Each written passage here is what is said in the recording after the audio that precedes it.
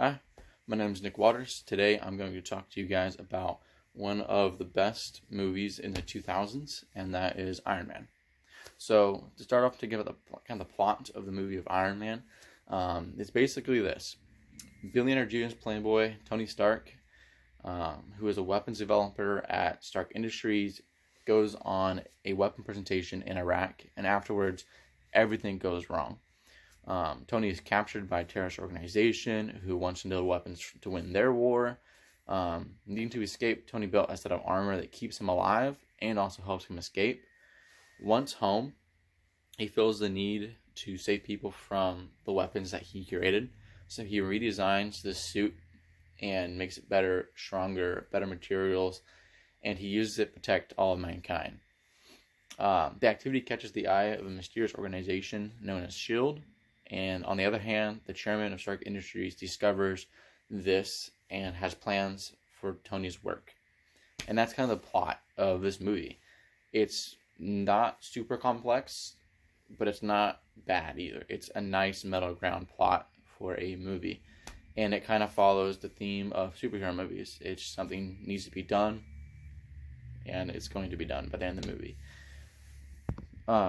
For the people that kind of pull this movie together and make it what it is comes from the main cast and also the director.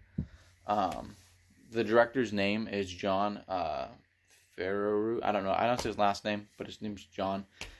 He did movies that now recently, like Lion King, the new Lion King movie that came out. For screenplay and writers, we have Mark Fergus, Hawk Osby, Art McCum, and Matt Holloway. Those people that wrote the movie, and they did a really good job. I think, I don't know who did which parts, but they did a good job all around. Cinematographer is Matthew Lobaquick, and the film editing was done by Dan Lebentil. At least he was the head of it, and that's why everyone went through to talk to him. The main cast members, we have Robert Downey Jr. as Tony Stark and Iron Man. We have Terrence Howard, who plays Rhodey, who is later referred to as War Machine. We have Jeff Bridges as Obadiah Stane, which is eventually you find out the lead bad guy of this movie. You have Gwyneth Perthwell, which is played by Pepper Potts. And we have Clark Gregg as Agent Coulson. And then we also have Paul Bettany as Jarvis. And then we have the director, who's playing a man named Hogan, or also known as Happy in the film. And then we have Samuel L. Jackson as Nick Fury. So in this movie, some technical achievements that were kind of done in this movie, kind of like how it works really is, big things the camera work. They did a really good job with the camera work. In this movie, they use a lot of close in and then pull outs with characters and items, kind of showing the importance in movement and helps you kind of see the emotion in some scenes. Whenever something's really important that's being said by Tony Stark, and some of his other characters, but mainly Tony Stark, what they use is kind of a slow push. So they take the camera and they kind of pan it in super slow, and it kind of shows the importance of what's being said. At least that's how they portray it in the movie.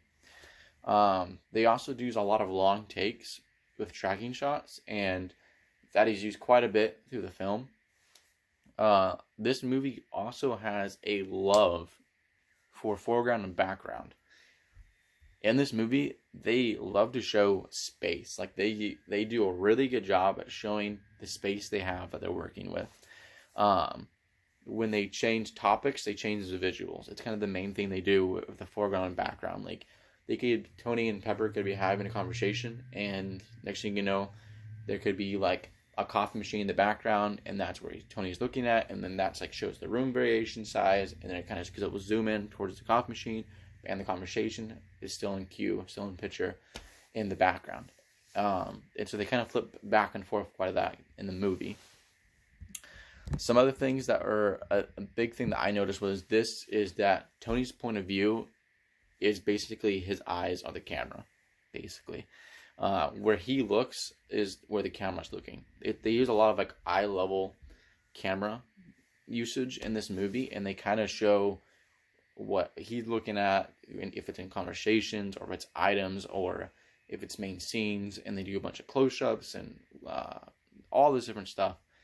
but it's definitely through Tony's eyes, and where he looks is where the camera's going. They also like to use in conversation a left to right, like a left to right flip, like hop around. Like at one moment, the camera's facing to the left side of Tony. The next scene is flipping to the right, like the right side of the other person talking to Tony, and that's kind of what they do in the movie. Next big thing is for sound effects. They did a lot of good sound effects, all in all. They had to find sounds for the repulsors, and they had to find sounds for not just the battle scenes for all the weapons and everything, but they also had to find sounds for just normal things in the movie. I feel like they did a really good job on that.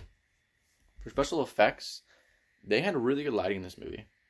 The lighting helped motivate what we look at and how we look at characters and items. It also shows details in the movies very well with the lighting they use.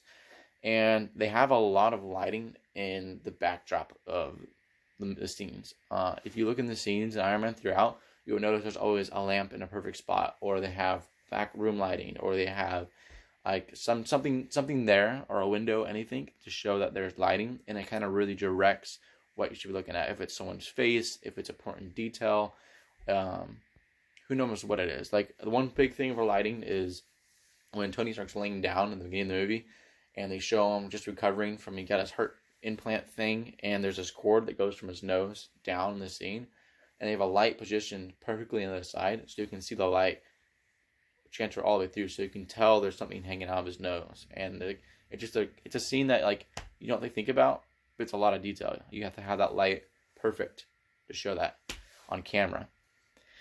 There's also, they use a lot of CGI in this movie, but there's also scenes where he's actually standing on a piece of glass, and they have the camera positioned above him just right, so it shows the sky and also his suit from just certain angles, and it makes it look really realistic, and you would never think it was a piece of glass that he's standing on. But it looks really good, all in all. The music of this movie, honestly, AC/DC pretty much wraps up the music in this movie. Like, it's just AC/DC, honestly. The worldviews in this movie, wrapping this up, is wealth, power, and the American dream.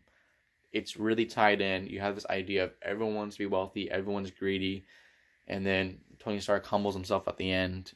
And then you have this idea of power, where everyone wants power, weapons, destruction, and they want to have that. And then the next big thing that you see is the idea of the American dream, being that, Tony Stark lives this perfect life. They show him the getting scenes, in the back of a Humvee, having a shot of whiskey, and listening to AC/DC. Perfect American dream. He's rich, he has the girls, he has the money, he's successful. And then a huge idea of good and evil is in the movie. Good and evil, it's a big thing in the movie. Why this film made it on the list is because this movie might not be the greatest of the 2000s, but it has lived on, and it has carried the Marvel Universe to where it is now. Iron Man's face is one of the main faces of the Marvel Cinematic Universe. This movie started off the universe, and it's ended a new chapter in the universe just recently, with Iron Man passing away. So it all goes full circle with the starting of Iron Man. And Iron Man movies have been the staple for Easter eggs to many movies of the Marvel Universe. And this movie has lived on and has definitely earned a right to be one of the best movies of the 2000s. Thank you for watching this review.